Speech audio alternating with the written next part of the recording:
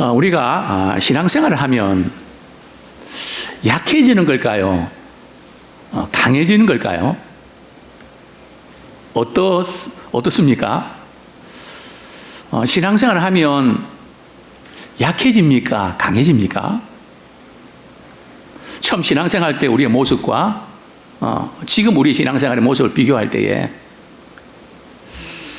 약해졌습니까? 강해졌습니까? 제가 청소년 때 후배가 그런 이야기 하더라고요. 그 친구는 공부도 잘하고 의지도 강하고 한번 목표를 세우면 끝까지 해내는 아주 모든 걸 잘하는 그런 동생이었습니다. 물론 친동생은 아니고요. 교회 동생인데 하루는 저에게 형, 내가 왜 이렇게 약해졌는지 모르겠어. 내가 예수 믿기 전에는 옥이라도 있었는데 내가 왜 이렇게 됐는지 나 잘 모르겠어. 그 순간 저는 그럴 수가 있겠구나. 믿음 생활 우리 하다 보면 늘 말씀 속에서 우리는 죄인입니다. 말씀대로 못 살았습니다. 늘 우리가 지적도 받고 또 회개 기도도 하고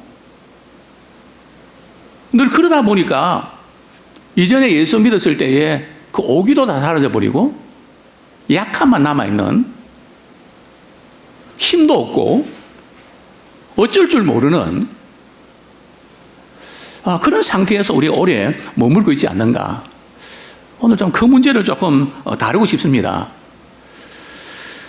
사업을 하시는 분들, 또 세일즈 하시는 분들이 요즘 관심을 많이 갖고 있는 마케팅 전략이 있는데요. 그게 바로 스와트라고, 스와트 분석이라고 하는 용어인데, S는 스트렝스입니다. 강함이죠, 그죠? 그 다음에 W는 위크니스입니다. 약함이죠. 그 다음에 O는 opportunity입니다. 기회라는 거죠. opportunity. 그 다음에 T는 threat입니다. 위기 또는 위험이라는 거죠. 즉 강함이 있고 약함이 있는데 이것은 내부적인 경영을 이렇게 한번 점검해야 된다는 거죠. 우리가 어디에 강하고 어디에 약한가 내부적으로 한번 회사 내에 조직을 한번 분석해야 된다는 거죠. 그 다음에 이제 외부적인 요인이 우리에게 위험인가 아니면 기회인가. 그래서 이 전략은 다른 거 아닙니다. 약점을 보완하고 강점을 살려내고 또 위험이나 위기를 최소한 줄이고 기회로 잡아라. 이게 이제 마케팅 전략이거든요. 상당히 참 공감이 되는 그런 마케팅 전략입니다. 또 심리학자 이 말츠는 이렇게 인간의 약점에 대해서 이렇게 언급하고 있는데요. 이 세상에 95%의 사람들은 자신의 어떤 약점 때문에 열등감을 가지고 살아간다. 자, 몇 퍼센트라고요? 95%예요. 대부분이죠. 어떤 약점 때문에 열등감을 가지고 살아간다는 거죠. 근데 문제는 내 약점이 무엇인가에 있는 것이 아니라 나는 이런 약점이 있고 나는 이런 한계가 있는데 그게 문제가 아니라 그 약점을 어떻게 이해하느냐, 또 그 약점을 어떻게 받아들이느냐, 약점을 어떻게 이해하고 어떻게 받아들이냐, 또 그 다음에 어떻게 극복하고 살아가느냐에 따라서 그게 인생이 달라집니다. 약점을 어떻게 이해하고 받아들이고 어떻게 극복하고 살아가는가, 거기에 따라서 우리 인생이 달라진다는 거죠. 근데 많은 사람들은 그 약점에 굴복하며 살아갑니다. 다른 것을 열심히 하면서 살아가는데 늘 그 약점이 마치 두더지처럼 불쑥불쑥 삶의 현장에서 올라옵니다. 그래서 우리 인생은 두더지 잡는 겁니다. 두더지 잘 잡으시나요? 오늘 저는 말씀을 중심으로 성경은 마케팅 전략과 다르고 또 심리학자의 그런 어떤 이야기 상당히 일리가 있지만 성경이 이렇게 말씀합니다. 약점을 어떻게 하라고요? 사랑하라고요. 우리 젊은 사람들은 아마 이렇게 반문합니다. 목사님, 사회생활 그렇게 하면 안 돼요. 약한 것은 숨기고요. 피할 것은 피하고요. 알릴 것만 알려야지. 약한 것 이용하면 이용한다니까요. 역공격 당한다니까요. 그래서 우리는 속으로 목장 모임 가질 때 약한 것을 이야기하지 않습니다. 이전에는 사는 게 너무 힘들면 목사님께 찾아와서 목사님 이것 때문에 너무 힘듭니다 이야기했지만 지금은 노 코멘트입니다. 말 자체를 안 합니다.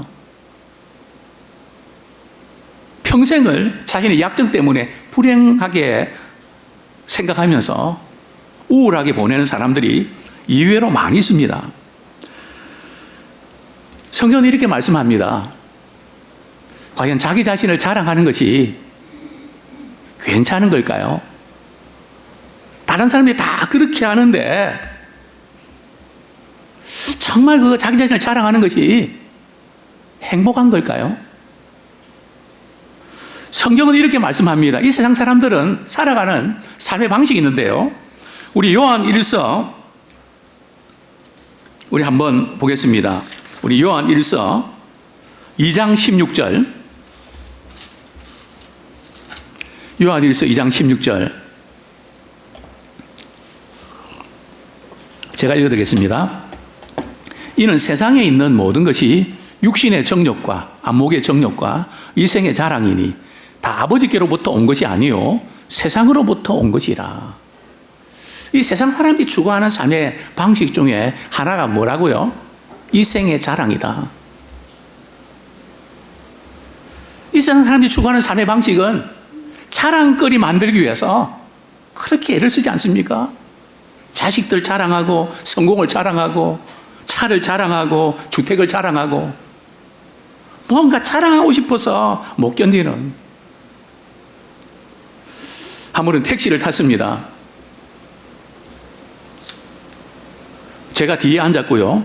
이제 이렇게 동행을 하는데 어디 가다가 이제 기사가 한 분을 태웠습니다. 여자분이신데요. 50대 중반입니다. 타자마자 한 3분 됐나요? 열쇠를 하나 꺼내더라고요. 요거는요, 우리 남편 자동차 키고요. 요거는 우리 아들 자동차 키고요. 요거는 제 자동차 키예요. 그 말을 왜 하는데요? 뭐 그냥 조용히 목적이 하면 되잖아요. 왜 이 열쇠를 꺼냈을까요? 제가 그거 보면서 얼마나 우스운지. 예? 저게 세상의 축소판이다.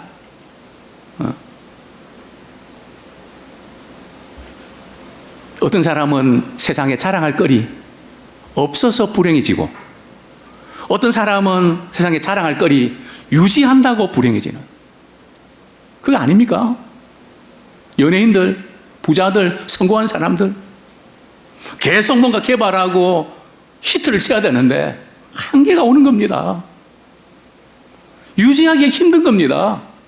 그래서 때로는 극단적인 선택하지 않습니까? 성경은 왜 그런지 정확하게 지적을 하고 있습니다. 우리 고린도후서 11장 1절 제가 읽어드리겠습니다. 원하건대 너희는 나의 좀 어리석은 것을 용납하라. 청하건대 나를 용납하라. 고린도후서 10장 18절에 보면 옳다 인정함을 받는 자는 자기를 칭찬한 자가 아니요 오직 주께서 칭찬하시는 자니라. 주님이 보실 때 정말 괜찮다, 옳다 인정을 받는 사람은 누가 칭찬한 사람이라고요? 주님이 칭찬하는 사람이 돼야 되지 자기가 칭찬하는, 자기 자신을 자랑하는 그런 사람 아니라는 거죠. 그리고 11장 1절에 보면 나의 좀 어리석은 것을 용납하라. 이게 무슨 뜻인가 하면 말이죠. 사도 바울도 본의 아니게 나도 내 자랑을 조금 해야 되겠다. 그 자랑한다는 게 참 어리석은 거라는 거죠. 인간이 얼마나 부족한 것이 많은데, 한계가 많은데, 자기 자신을 자랑한다는 게 얼마나 허망한 것인지, 얼마나 공허한 것인지, 이것은 뭐 자기 자랑 자체가 잘못되다 그런 뜻은 아닙니다. 우리가 때로는 칭찬도 하고 그렇게 해야죠. 그러나 자기를 자랑하는 그 재미에 살면 안 된다는 거죠. 거기에 우리의 많은 것을 걸면 안 된다는 거죠. 바울이 왜 내가 내 자랑을 좀 하고 싶은데 내 어리석은 것 좀 용납해 주면 좋겠다 이렇게 했을까요? 당시에 거짓 교사들이 나는 신비한 체험도 하고 많은 지식도 갖고 있고 막 자랑을 했단 말이죠. 그러면서 바울을 공격을 합니다. 바울은 별로다. 복음만 믿으라 그러고 뭔가 약하다. 바울은 자기 자랑을 안 했는데 이 거짓 교사들 그걸 가지고 자꾸 이렇게 비방을 하니까 성도들이 보면 혹하거든요. 그 프레임이라는 게 프레임을 씌우면 사실이 아닌데도 그게 혹한단 말이죠. 그러니까 바울도 나도 내 자랑 좀 하겠다고 그러면서 이제 언급을 하게 되는 것입니다. 그러면서 이제 고린도후서 12장 무슨 자랑을 어떻게 했을까요? 바울은 자기를 자랑하는데도 또 독특합니다. 이렇게 자랑합니다. 12장 1절, 2절 제가 읽어드리겠습니다. 무익하나마 내가 부득불 자랑하노니 주의 한상과 계시를 말하리라. 내가 그리스도 안에 있는 한 사람을 아노니 그는 14년 전에 셋째 하늘에 이끌려간 자라. 그가 몸 안에 있었는지 몸 밖에 있었는지 나는 모르거니와 하나님은 아시느니라. 바울은 자기 자신이 영적인 체험을 자랑하면서 나는 불가피하게 자랑한다. 부득불 나는 자랑한다. 참 주의 환상과 계시를 나는 많이 받았다. 그러면서 어떤 사람이 있었는데 여기 한 사람이 누군지 아세요? 박 집사입니까? 김 집사입니까? 여기 어떤 사람은 바로 바울 자신입니다. 내가가 아니고 내가 이런 환상과 이런 음성을 들었습니다. 내가 어디에 갔다 왔습니다. 내가가 아니라 어떤 사람이. 그러니까 바울은 자기가 엄청난 그런 영적 체험을 했음에도 불구하고 자기가 나타날까봐 주님이 가려지고 자기 자신이 나타날까봐 노심초사하는 그런 면들을 우리는 보게 됩니다. 그리고 그 셋째 하늘에 하나님이 계신 곳이겠죠. 거기서 무슨 음성을 들었는데 도저히 인간의 언어로는 표현할 수 없는 그런 말을 들었다. 나도 신비한 체험한 거 거짓 선지자와 비교해서 그들보다 훨씬 낫다. 그러면서 바울은 이렇게 말을 합니다. 6절 말씀 한번 같이 읽겠습니다. 시작. 내가 만일 자랑하고자 하여도 어리석은 자가 되지 아니할 것은 내가 참말을 함이라. 그러나 누가 나를 보는 바와 내게 듣는 바에 지나치게 생각할까 두려워하여 그만 두노라. 바울은 자신이 신비한 그 체험을 하게 되면 와, 바울 선생님 정말 우리하고는 차원이 다르다. 정말 극적인 체험을 하신 분이다. 저분의 말 따르면 뭐든지 된다. 자기를 높일까 봐. 왜냐하면 믿음이 약한 사람들은, 낙심과 좌절에 사로잡히는 사람들은 뭐라도 붙잡아야 되는데 주님을 붙잡기보다는 눈에 보이는 그 사람을 붙잡게 되거든요. 그래서 바울은 나 그게 두렵다. 그래서 나는 그만 말할란다. 참 바울은 자기 자랑하면서도 자기가 중심이 될까봐, 자기 자랑이 나타날까봐 정말 걱정하는 그런 모습을 우리는 발견하게 됩니다. 그럼에도 불구하고 바울은 과거에 내가 이런 신비한 체험을 했다는 것을 부각시키지 않고요, 현재의 자신의 현명한 모습을 드러냅니다. 내가 왕년에 신앙생활을 어떻게 했고 얼마나 많은 역사가 나타났고 이게 아니라 지금 현재 내 자신 살아갈 때 얼마나 약한지, 얼마나 아픈지, 얼마나 힘든지, 얼마나 고통스러운지 그것을 고린도 교회 성도들에게 보여줍니다. 그게 바로 고린도서 12장 7절, 8절입니다. 우리 같이 한번 읽겠습니다. 시작. 여러 계시를 받은 것이 지극히 크므로 너무 자만하지 않게 하시려고 내 육체의 가시 곧 사탄의 사자를 주셨으니 이는 나를 쳐서 너무 자만하지 않게 하려 하심이라. 이것이 내게서 떠나가게 하기 위하여 내가 3번 죽게 간구하였더니. 바울은 자신을 끊임없이 괴롭혔던 육체에 가시가 있음을 고백합니다. 육체의 이 가시는 찌르는 겁니다. 생각만 하면 마음이 아픕니다. 눈물이 나는 겁니다. 얼마나 힘들게 하는지, 얼마나 아프게 하는지 바울은 도저히 견딜 수가 없었습니다.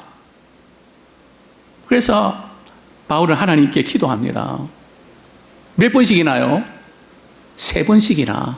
이 3번씩이나 기도했다는 것은 정말 간절히 기도했다는 겁니다. 하나님, 이렇게 이 육체 가시 뽑아주지 아니하시면 나 못 살겠어요. 제발 이 가시 뽑아주세요. 살 수가 없어요. 이거만큼은 뽑아주세요. 정말 간절히 기도했습니다. 사랑하는 성도님들이요, 우리 가운데 가시가 없는 분들이 있나요? 아무도 없을 겁니다. 다른 사람이 볼 때는 모든 거 다 갖춘 거 있고, 다 갖춰진 것 같고, 완벽해 보이고, 문제가 없어 보이지만, 조금만 이야기해 보면, 조금만 나누어 보면, 별일이 없습니다 하지만, 별일이 많은, 이게 우리 모습 아닙니까? 그래서 저는 목회하면서 말이죠. 집사님, 지난주에 어떠셨어요? 이렇게 물어보면, 별일 없으셨는데 할 때, 별일 할 때에, 별일 하면 일이 있는 거예요. 그거 보면 압니다. 없다고 해서 없는 게 아니고, 표정 보면 알고요. 단어 사용하는 거 보면 압니다. 아니, 별일이 없을 수가 있나요? 한 줄 동안 별일이 없는 일이 있을 수가 있나요? 별일이 많지 않습니까? 자녀 문제, 또 건강 문제, 또 직장 문제, 인간관계 문제, 얼마나 신경 쓸 일이 많습니까? 머리 터질 것 같지 않습니까? 그런데 문제는 이런 약함들을 스스로 해결하기 위해서 몸부림치는 그런 우리 모습 아닙니까? 우리 약함은 스스로 해결할 수 있는 게 아닙니다. 물론 그 약함을 해결하기 위해서 최선 다해야 되죠. 근데 나는 최선을 다했다고 했는데 안 되는 거 어떡합니까? 할 수 없는 거 어떡합니까? 그래서 우리는 그 문제를 주님 앞에 가지고 나와서 기도하는 자가 되기를 소원합니다. 근데 바울은 자신의 약함을 어떻게 받아들이나요? 이게 참 중요합니다. 저 같으면, 제가 바울의 입장이라면, 주님, 제가 다메섹 동상에서 주님 만난 이후에 저는 복음 전하다가 복음 전하는 것만을 위해서 이렇게 살아왔습니다. 매도 많이 맞았고요. 고생도 많이 했고요. 배고픔도 또 추위도 참았습니다. 죽을 고비도 많았고요. 매도 많이 맞았습니다. 내가 주님만을 위해서 이렇게 살려고 몸부림쳤는데 이 육체의 가시 이게 웬 말입니까? 어떻게 이럴 수가 있습니까? 왜 나에게 이 육체의 가시를 주셨습니까? 이거 뽑아주셔야 되는 거 아니에요?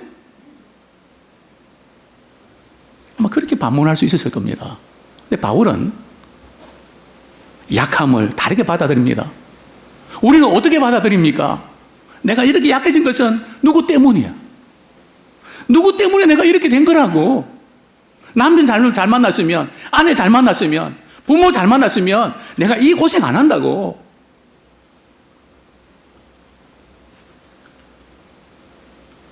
이렇게 받아들이면서 이 세상에 나밖에 없어. 내가 잘 돼야 돼. 나부터 잘 되고 봐야 돼. 다 필요 없어.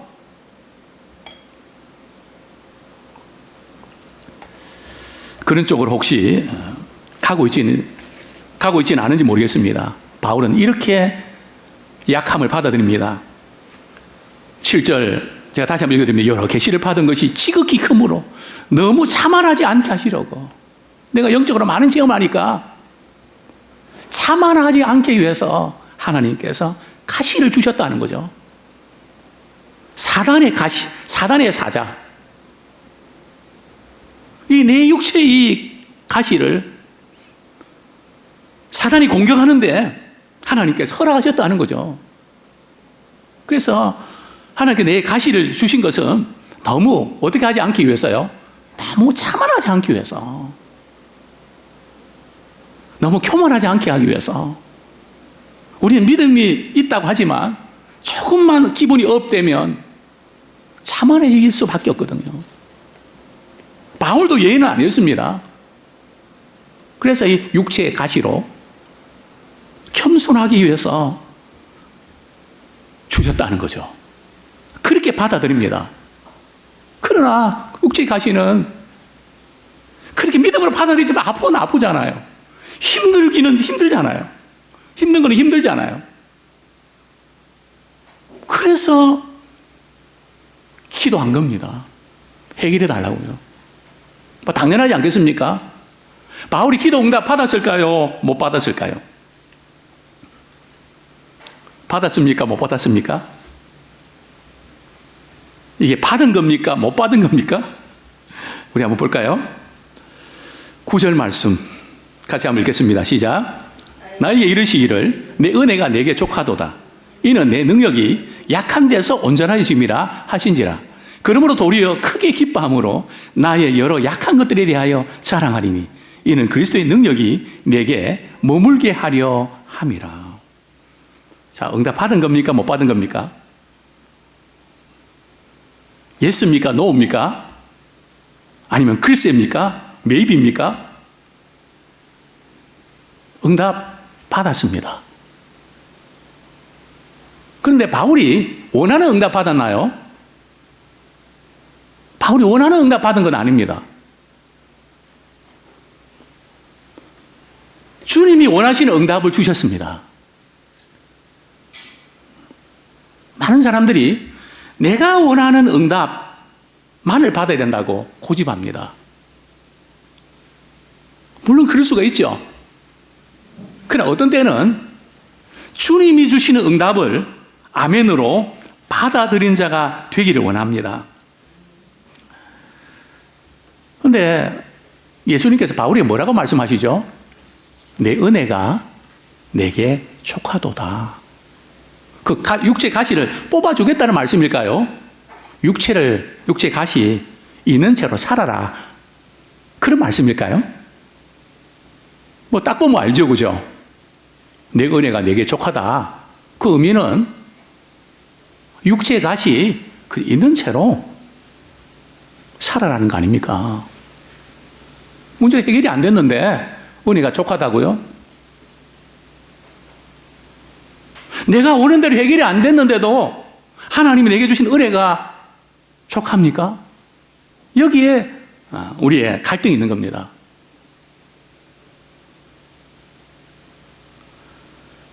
우리가 어떻습니까? 우리가 원하는 기도 했는데 응답이 안 됐어요.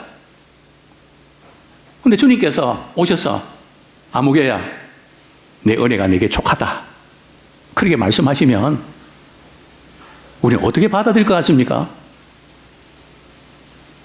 저 같으면 주님 약 올리시는 겁니까? 말씀은 우리가 그리 안 해도 화가 나지 않겠습니까? 내 은혜가 내게 족하도다. 이게 무슨 뜻일까요? 육체의 가시가 있는 거 아프지. 나도 아파. 그러나 내가 그동안 너에게 베풀신 그 은혜, 그것만으로도 너는 족해. 우리 신앙이 그런가요?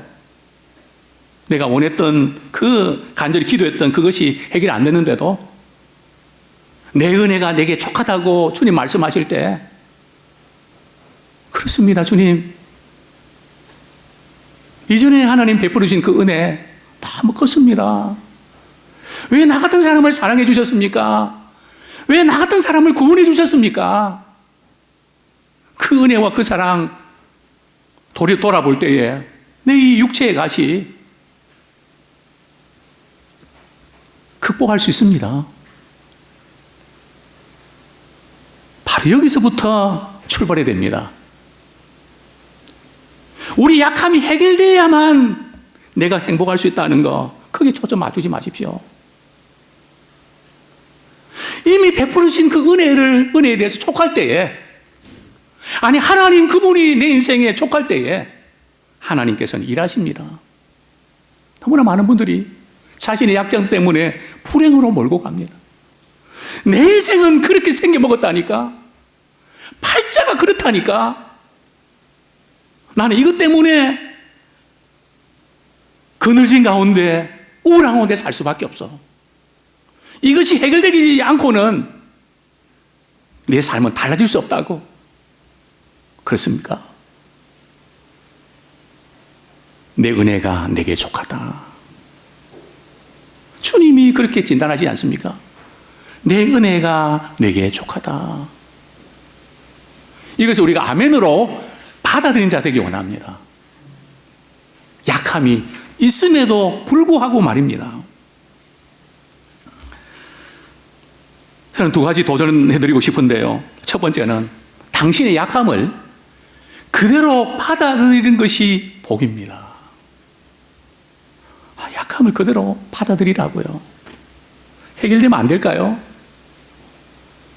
꼭 그대로 받아들여야만 됩니까? 물론 어떤 때는 우리 약함을 주님께서 해결해 주십니다.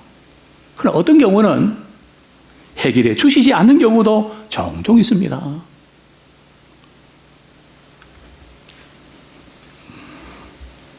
어떤 경우가 있을까요? 저도 이제 이렇게 이마에 보면 주름이 깊이 파였습니다. 제가 뭐 인상파는 아니거든요. 늘 웃고 지냈는데 어느 날 보니까 깊게 파였더라고요.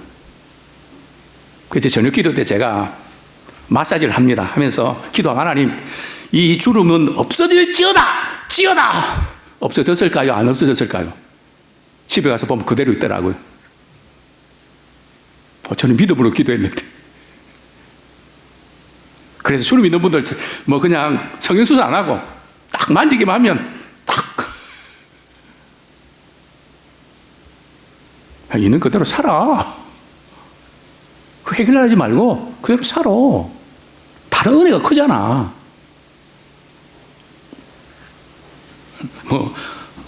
참 이런 예를 들어서 좀 그런데요. 우리의 약함을, 바울에게서 육체의 가시가 뭔지 아십니까? 안질입니다. 설교하는데요. 이 설교 원고가 잘 안 보이고 이래갖고 따듬듬거리고 막 이렇게 설교하면 되겠습니까? 얼마나 답답하겠습니까? 안 보이니까. 또 어떤 분은 안질이라 그럽니다. 저기 이제 간질. 질은 질인데 간질병 아시죠? 갑자기 소리 지르고 말이에요. 눈이 뒤집어지고 말이에요. 거품 푸는 거, 거품 막 붓는 거 있죠? 그거 보셨습니까? 저는 여러 번 봤습니다.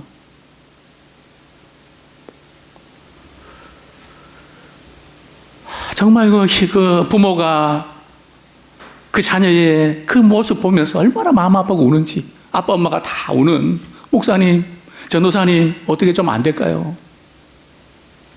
이렇게 아이가 살아가야 된다는 게 너무나 마음이 아픕니다. 어떻게 할 수 없을까요? 그 경우는 주님께서 고쳐주셨습니다. 3개월 만에 고쳐주셨는데요. 바울의 경우는 육체의 가시를 그대로 두셨습니다.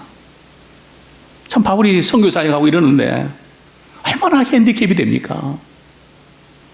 왜 우리가 이 육체의 가시를, 약점을 그대로 받아들이는 것이 복이 됩니까? 성경이 이렇게 말씀합니다. 9절 하반절에 보면 이는 내 능력이 약한 데서 온전하여 짐이라 하신지라. 그러므로 도리어 크게 기뻐함으로 나의 여러 약한 것들에 대하여 자랑하니니 이는 그리스도의 능력이 내게 머물게 하려 함이라. 바울이 왜 이 여러 약한 것들을 자랑한다고요?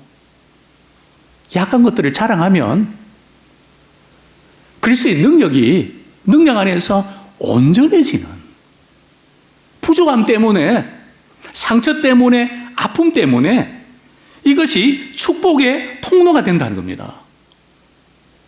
참 놀라운 비밀 아닙니까? 저는 우리 유튜브에 간증 설교들을 이렇게 들으면 공통된 특징이 있습니다. 어떤 특징이 있을까요?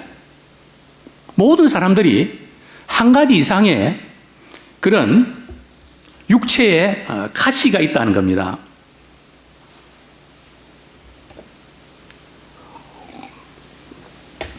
육체 가시가 없는 분들이 아무도 없더라고요. 가시가 다 있는데 어떤 분들은 그 가시를 주님이 해결해 주신 분도 있고요. 어떤 분들은 그 가시를 그대로 갖고 가는 분들이 있더라고요. 근데 공통점은 육체적인 가시가 다 있더라는 거죠. 근데 문제는 그 가시 때문에 참 불행했는데, 죽고 싶었는데, 삶을 포기하고 싶었는데, 그때 주님이 찾아오셨다는 거죠. 그래서 그 약점을 통해서 주님의 영광을 나타내는 기회로 삼더라는 거죠. 그것이 모든 간증의 공통된 특징 아닙니까? 저는 그래서 감히 이런 표현을 씁니다. 여러분들에게 약점이 있습니까? 말하는 상처와 아픔이 있습니까? 정말 누구도 이 심정 모를 거야. 누구도 이 마음 모를 거야. 그런 남다른 아픔이 있습니까? 물론 많이 아팠을 겁니다. 그러나 주님의 사랑을 경험하면 당신은 그 아픔이 은사가 될 것입니다. 그 아픔이 축복이 될 것입니다. 왜냐하면 주님이 일하실 때는 아파하는 마음을 통해서 나와 비슷한 사람들이 아파하는 현장을 찾아가게 하시고 그 현장에서 주님은 그 사랑을 나타내기를 원하시는 겁니다. 그래서 우리 아픔이 은사가 되는 거죠. 온전하게 되는 것입니다. 어떻게 해요? 대기의 먼지가 햇빛을 받으면 무지가 되는 것처럼 우리의 연약함조차도 하나님의 사랑의 빛을 받으면 아름다운 무지갯빛 인생이 될 줄로 믿습니다. 그렇기 때문에 바울은 약함 그 자체가 자랑할 거리라는 게 아니에요. 약함을 통해서 주님의 그 능력을 체험하는 기회가 되기 때문에 나는 약함을 자랑한다. 그리고 또 정말 이해하기 어려운 것은요, 도리어 크게 기뻐함으로 내 은혜가 내게 족하다고 할 때 말이죠, 하나님 알았습니다. 할 수 없죠. 뭐 그렇게 살아야죠. 뭐 그럴 것 같던데 내 은혜가 내게 족하다. 내 은혜가 내게 족하다. 은혜가 내게 족하다. 그 찬양도 있지 않습니까? 도리어 크게 기뻐합니다. 왜요? 바울이 이렇게 또 고백합니다. 그래서 나는 여러 약한 것들에 대해서 자랑하리니. 약한 것들에 대해서 자랑하리니. 이는 그리스도의 능력이 내게 머물게 하려 함이라. 사랑하는 성도님들이요, 아직도 우리는 죄인이라고 하는 그 사실에 머물러 있습니까? 아직도 우리는 약함에 머물러 있습니까? 약함을 자랑하라는 것은 약함에 머물러 있으라는 게 아닙니다. 저는 목회자로도 책임이 있습니다. 코로나를 맞고 보니까 참 우리의 신앙 상태가 얼마나 약한지. 매스컴에서 뭐가 떠들면 그게 말씀 위에 있단 말이죠. 우리 주님은 어떻게 생각하실까? 물론 우리는 조심하고 신경 써야 됩니다. 그러나 우리가 너무 약하다. 그래서 회개합니다. 하나님, 제가 목회하면서 세상 본받지 말고 강하고 담대한 믿음 가질 수 있도록 진리 앞에서 굴하지 않는 그런 믿음의 사람 만들어야 되는데 제가 너무 약하게 만들었던 장본인입니다. 주님, 제 잘못을 용서해 주십시오. 왜 이렇게 약해졌습니까? 왜 이렇게 약해야만 됩니까?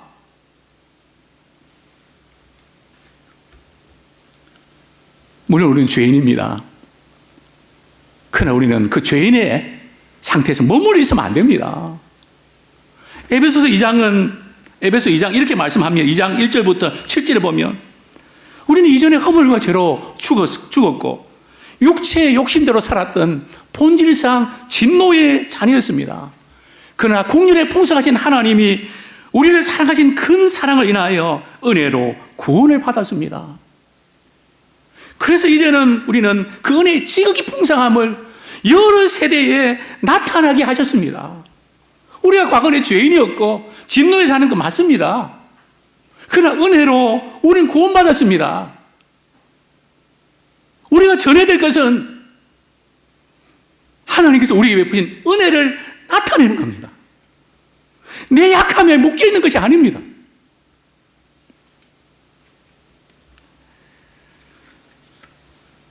이제 우리는 우리 약함 때문에 온전하여지는 기회로 삼기 원합니다. 약함 인정하십시오. 그러나 약함에 머무르지는 마십시오. 약함을 자랑하십시오. 약함 때문에 우려하지 마십시오. 목회하면서는 이런 이야기를 듣습니다. 목사님 이런 부분 때문에 좀 성도들이 또 좀 안 좋게 생각하는 부분이 있습니다. 집사님 한번 그런 뭔지 제가 고칠 건 고치겠습니다. 한번 이야기해 보시죠. 목사님 뭐 이건 이렇게 하고 이 일 처리는 이렇게 해야 되는데 그래서 듣죠. 또 다른 거 없나요? 제가 다 이야기했는데요. 그래서 그럼 제가 이렇게 말합니다. 집사님, 저를 너무 우리 그분들이 좋게 봐줘 감사하네요. 사실은 저는 그분 이야기하는 것보다 훨씬 못된 사람입니다. 문제도 많은 사람입니다. 저를 몰라서 그렇지 그게 우리의 실제 모습 아닌가요? 아내가 우리 제일 잘 알지 않습니까? 어떤 분 그러더라고요. 우리 집사님 남편은 정말 모든 거 잘하고 너무 이렇게 본이 되고 정말 부럽다고. 같이 살던 아내가 무슨 이야기인지 아십니까? 살아봐. 그게 실상 아닌가요? 모두 우리의 모습 아닌가요?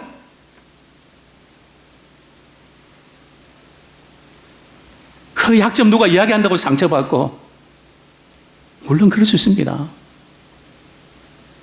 그러나 그리스도의 능력을 체험한 사람들은 약점 때문에 상처받지 않습니다. 왜요? 내가 나를 더 잘하는데. 또 그리스도의 능력을 체험한 사람은 자기의 약함을 자랑해도 그게 문제가 안 됩니다. 왜요? 그 약함을 자랑할수록 그리스도의 능력이 머무니까요. 자, 우리 두 번째로 도전드리고 싶은 것은 바로 이 부분입니다. 당신의 약함을 자랑하는 이유는 그리스도의 능력이 머물기 때문입니다.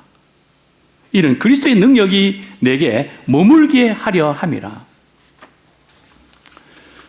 자신의 약함을 자랑할 수 있는 사람이 누굴까요?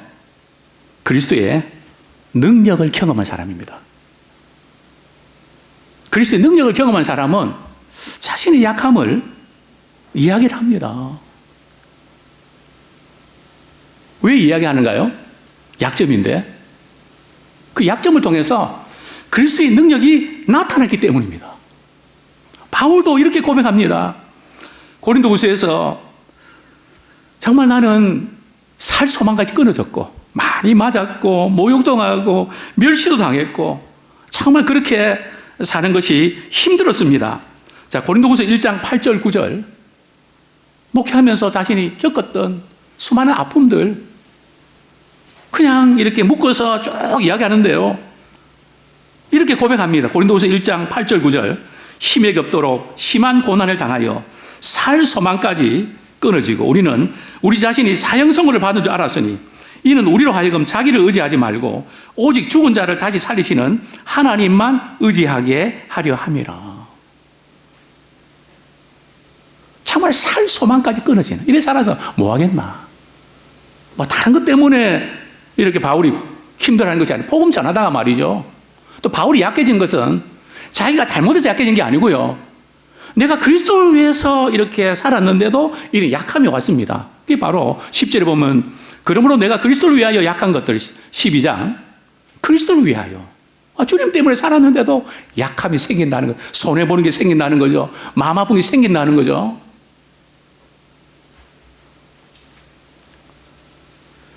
정말 살 소망까지 끊어진 것 같고 마음의 사형 선고 받았다. 이 기분 아십니까? 저는 건강검진 결과 보러 갈 때 마음의 사형 선고 받은 느낌을 갖게 됩니다. 제가 어떻게 하는지 아십니까? 아침에 일어나서 목욕을 합니다. 혹시 환자복 입고 병실로 갈 수 있으니까 깨끗하게 목욕하고요. 준비합니다. 그래서 이제 의사가 이제 또 이렇게 차트 가지고요. 이야기합니다. 그러면 차트를 제가 보면은 뭐 문제가 많네. 뭐도 안 좋고 소견 그 뭔지 모르겠지만 뭔가 안 좋다는 거 아닙니까? 소견 뭐 많더라고요. 근데 의사 선생님 이제 말 들어오면 이건 뭐 다 있는 건데요. 뭐 괜찮습니다. 그러면 얼굴빛이 조금씩 살아납니다. 지금 바울이 지금 마음의 사형선고 받은 거는 참 우리가 일하다가 너무 한계 느끼고 이해도 안 되고 너무 속상하고 정말 한계 상황에 부질되어 있지 않습니까? 도저히 못 해먹겠다. 도저히 뭐 그냥 이 직장 내가 계속 못 다니겠다. 정말 힘들 때 있지 않습니까? 그런 어떤 극적 순간에도 바울은 어떻게 받아들입니까? 이렇게 힘들고 어려운 그 순간 바울은 이렇게 받아들입니다. 자기를 의지하지 말고 주님을 의지하는 기회로 삼는 겁니다. 이게 우리 약할 때 온전해지는 것이죠. 주님, 나는 할 수 없지만 주님이 맡아주세요. 주님이 그 마음 움직여주세요. 주님이 다스려주세요. 바울은 이 역설적인 것을 늘 그는 경험했습니다. 자신은 약하지만 그래서 더 약해지는 것이 아니라 나는 약하지만 그리스도의 능력이 내게 머물게 하려 합니다. 그리스도의 능력은 어떤 걸까요? 그리스도의 능력이 우리 속에 쑥 들어오는 걸까요?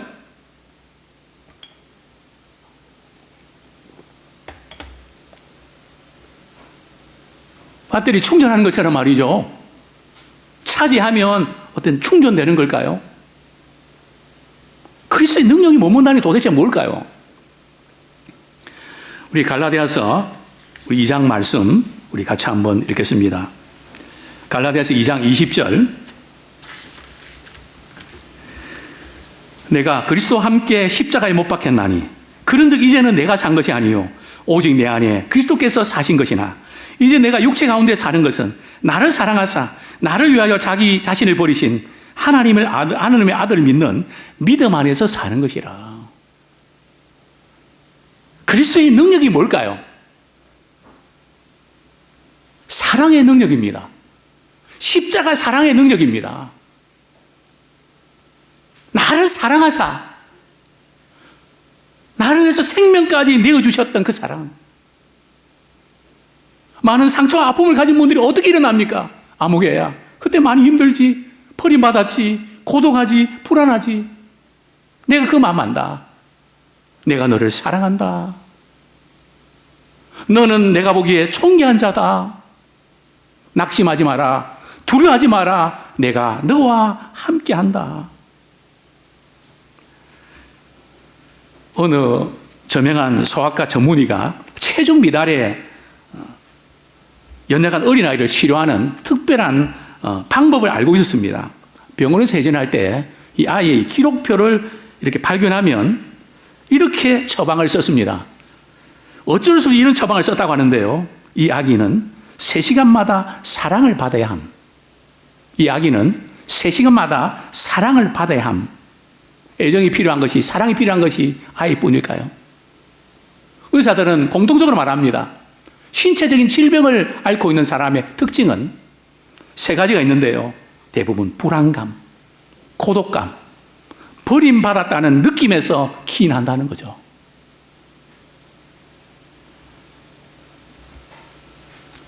우리 영적인 문제도 마찬가지입니다. 우리가 예배드릴 목적이 뭘까요?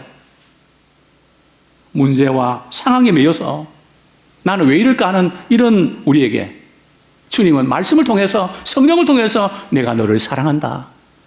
세상 끝날 때까지 내가 너희를 사랑하고 함께한다.